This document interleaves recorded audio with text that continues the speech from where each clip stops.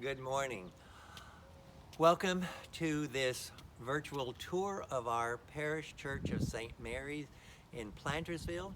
The actual the actual title of the church is the Church of the Nativity of Mary. We celebrate the birthday of Mary, the mother of Jesus.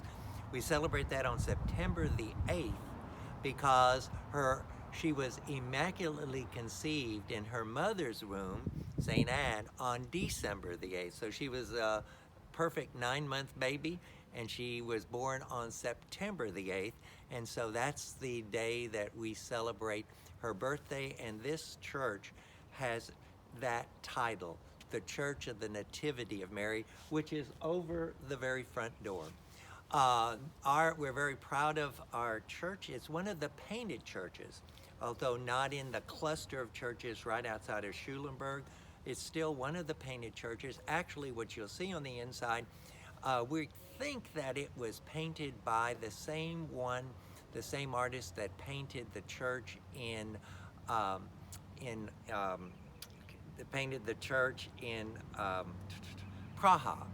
Uh, he was a Swiss, but when I got here, everybody told me the Swedes painted the church. So I think they just got Swede and Swiss mixed up because he used the same colors here as he did in Praha. This church was built, replaces the church of 1894. The 1894 church, the steeple was hit by lightning and it burned to the ground in July of 1917. Actually, by September, the congregation had rebuilt at least the structure of the church enough to have it rededicated in September. The funny story that we have on that is that the people of Dobbin wrote the bishop. We still have the letter. They wrote the bishop asking him to move the church to Dobbin because there were more Catholics in Dobbin. I think the people of Plainville said, "Oh no, you don't," and they built it up as fast as they could, and had it rededicated on September the 8th, the feast of again, the birthday of Mary, the mother of Jesus. But if you notice the steeple is rather stumpy. It's not an attractive steeple. It just sort of is a little cone that sits up there. I think what the people had learned was we don't want to go up too high and tempt lightning again. So they just made a very short, stumpy steeple. The church faces east, and it's situated here, not on 1774, but close to this road here. This is County Road 205. And in the old days, this road, which is now closed off a little bit ahead, but this road went all the way to Montgomery. It went to Dobbin, Montgomery, and wandered all the way out that way. And then it wandered all the way to Stoneham, Navasota. But so this was the main road. 1774 was just a trail that doesn't really get straightened out and worked on until the 50s. When they made that becomes kind of the major road. Before we go into the church, I always like to point out our rectory. This rectory was built in 1924. Father Schurz built this rectory, and it's interesting that he would build such a big rectory right out in the middle of nowhere. But he brought with him a family that he was familiar with, and the family lived upstairs. Her husband was like the caretaker.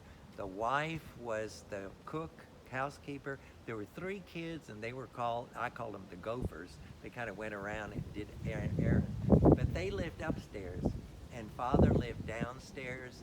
And one of the kids actually came to a bazaar when I first got here.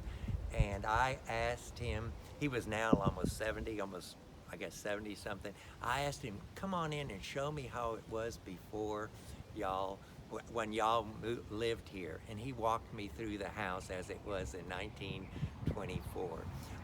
We've spent real money preserving this house, making it a really, not only just a nice rectory, but it's a very habitable rectory. In fact, I joke I don't let priests come in there very often because I'm afraid they're going to want to stay. So, but it's a very great old house, again, that we're very proud of and preserving for future priests to live in and really enjoy as much as I have. Just real quickly, we did this gathering area about 15 years ago, I guess. And the reason we did that is because in a church of this period, there's really no gathering space. You kind of walked in the front door, you were very quiet, you didn't talk, it was just a very, between me and God, so there was not a whole lot of visiting except out here. And that was how it was when I got here. So we said, well, let's make this a nice gathering area. And we have a labyrinth.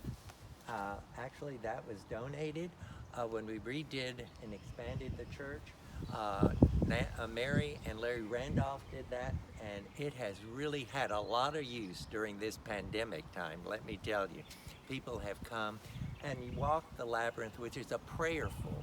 There's one way in to the middle and one way out. And the prayer of the labyrinth is Christ is our way, one way to him, and everything flows from him. So that's the prayer of the labyrinth. We're going to go inside, and as you notice, over the door is actually the title of the church, St. Mary's Church of the Nativity. And we have our historical marker, and so we will now go inside the church. We have the statue of Mary. There's some more. Thank you. Thank you. We have the statue of Mary, and again, donated by one of our very faithful parishioners, and we're dedicating it to his wife, Patty. And funny story, I've got a story about everything. Funny story of this, it was not there when I got there.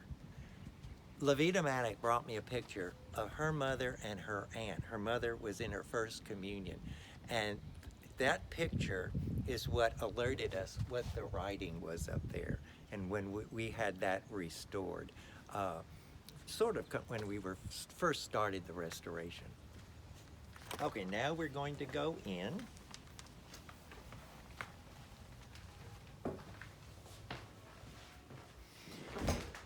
This room is, of course, the foyer of the church. We're going to show you a little bit later a picture that Father Elmador took in 1935, but there is no picture of this room. It was when we were doing the first restoration in 2002. We have one artist that has done all the work in here. I do not allow any other artist. This is her handwork, Miss Donnell Hill from Houston.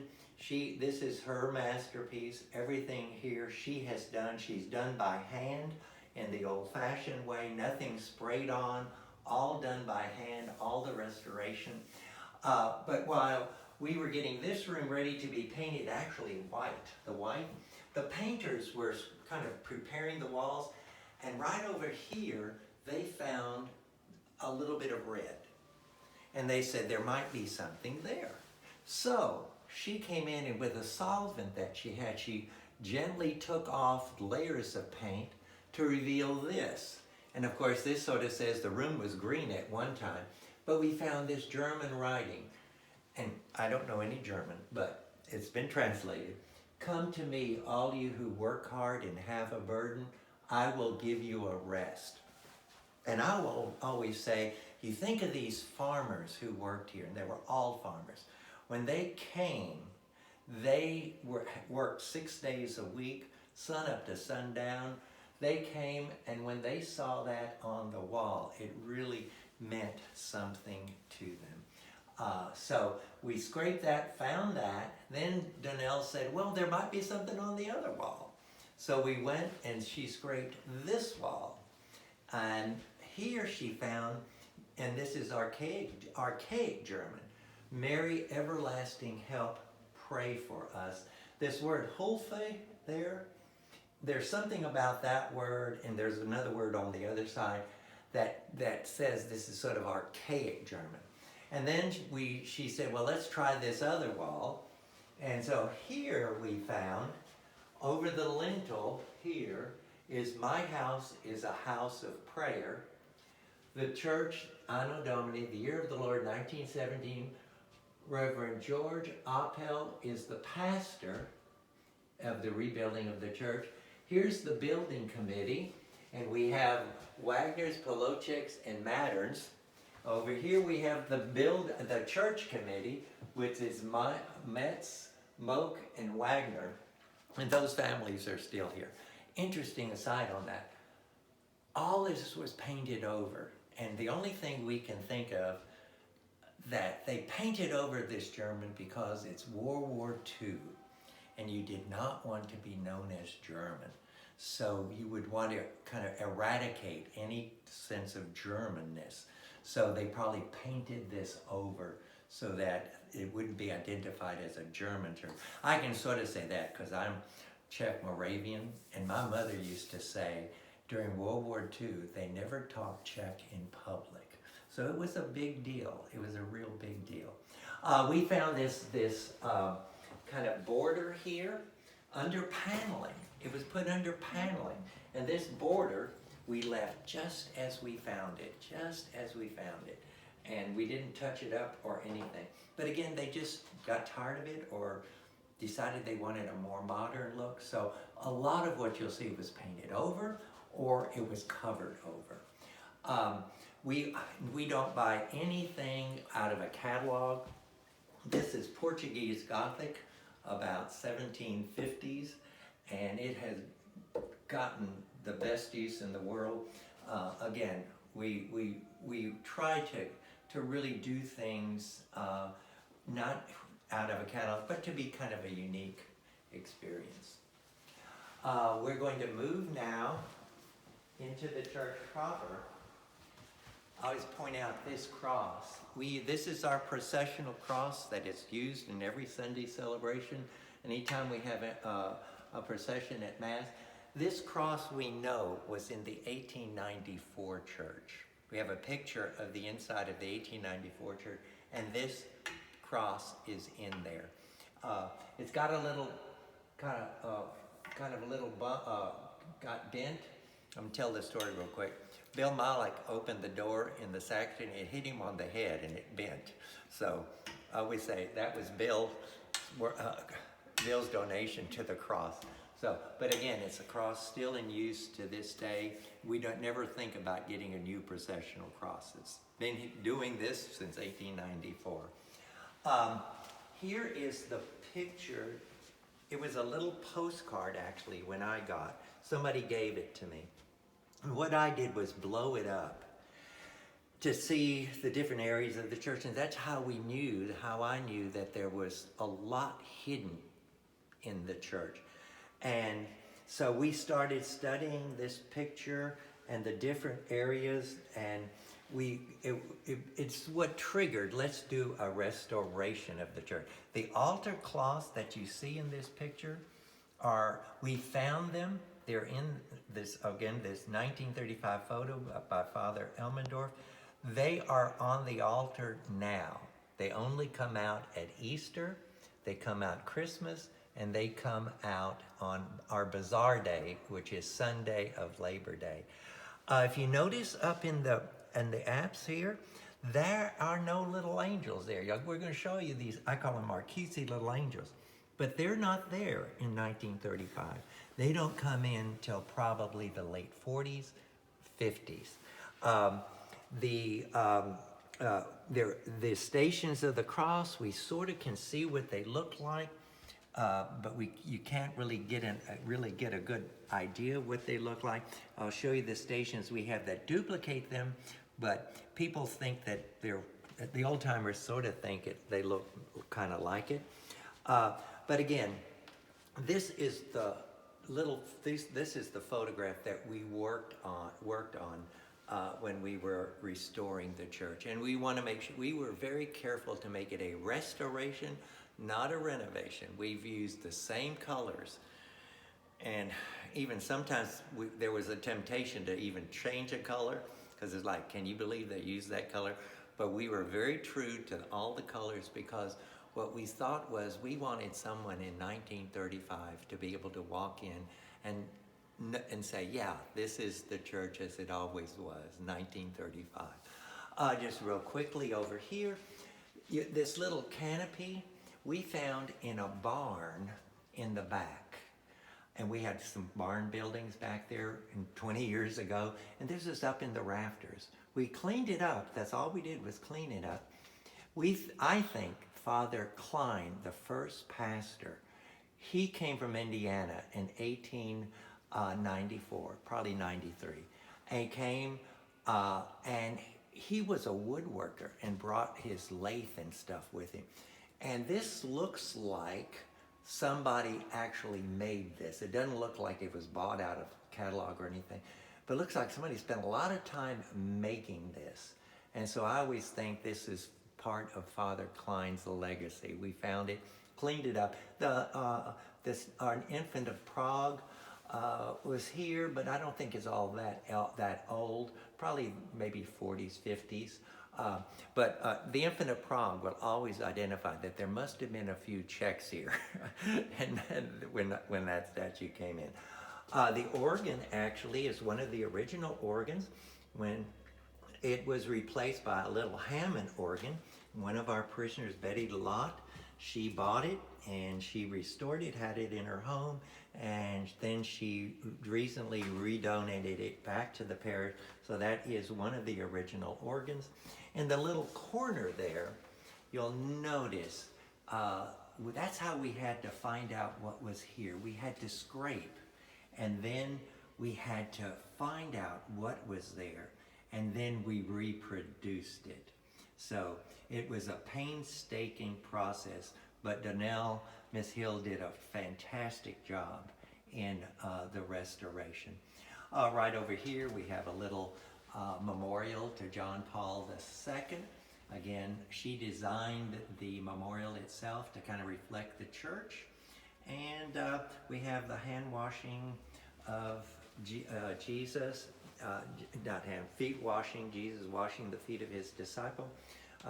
We had a trip to the Holy Land, we bought that. It comes out, of course, guess when? Holy Thursday, when we do the washing of the feet. This is one of the candlesticks that would have been around a coffin, the coffin for the celebration of the funeral mass. And it was donated back to the church. Actually, the wood carving here sits on the catafalque. That's the original, what the coffin would have sat on. That was donated back to the church. And of course, we have the old collection baskets there that a lot of people might remember. I think they're going to come in handy after this pandemic. It's a nice little way that people don't have to touch the basket. We can maybe go back, that we might be going back to that. Okay, we're going to take a little journey to the choir loft so that there's some things up there you really need to see.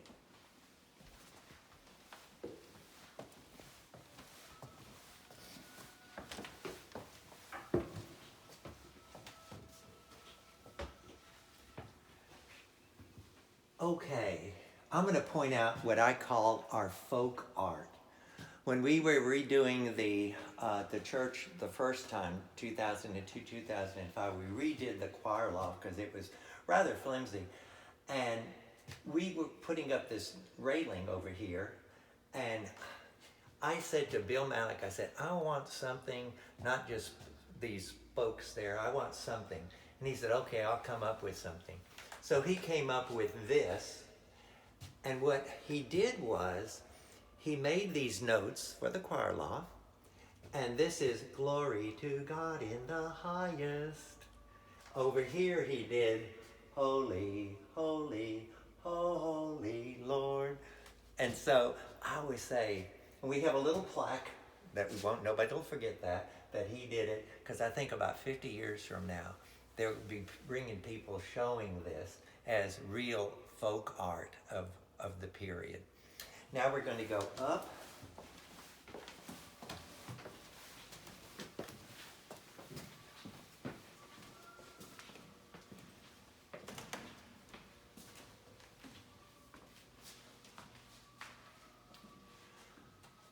I'm gonna have Carol. Oh, Carol Numa's doing our videoing. She's a professional on this by now. But we're gonna pan over to this wall. If you know, we had, as I said, had to scrape everything to find the original. And here you see what we call one of the bays scraped, and we left it as we found it, just because. I said, let's leave some stuff as we found it. But this is what we used to reproduce all the other bays down the nave. Notice you have blue and the little medallion in the middle. We had to scrape every one of these to find out if they used the same medallion, and they did, thank goodness. So we've left and we reproduced that. On the other end over here, Carol might just scan over there. That's we call it one of the diamonds, and you'll see those in the church. But this is what we use for the diamonds in the church. But when they painted over these, there must have been a painting in there. What they were, we don't know. They probably deteriorated, and so what we did was Donnell painted symbols of different things, which we use plants and animals. So you have the butterfly for resurrection, the what's that called? The not the pheasant. What's it called? The peacock. Peacock is everlasting life. We've got the turtle doves over here for the presentation in the temple, but we use plants and animals. But this is how we knew what to do, because we found this up here.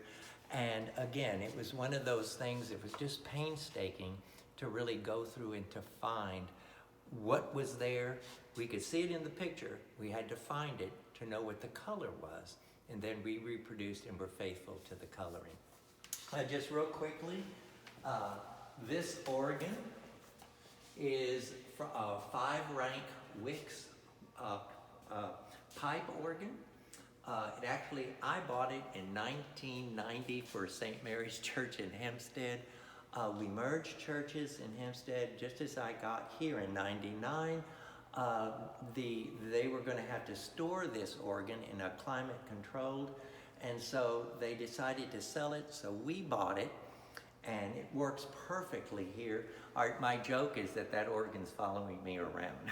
So, but it gets a lot of use at every celebration, and we've been really blessed to have talented organists for playing that instrument.